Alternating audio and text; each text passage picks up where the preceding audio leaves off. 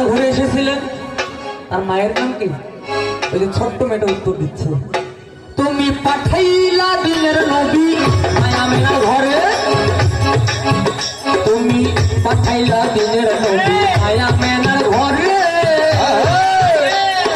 দিবারাতি কান্দিতেছেন উম্মতের ঘরে, ইয়া হাবলি উম্মতে বলে কান্দিতেছেন তিনি, ইয়া হাবলি উম্মতে বলে কান্দিতেছেন তিনি। হ্যাঁ, এই যে কেয়ামতের পুলসিরাতে পার করাবেন তিনি।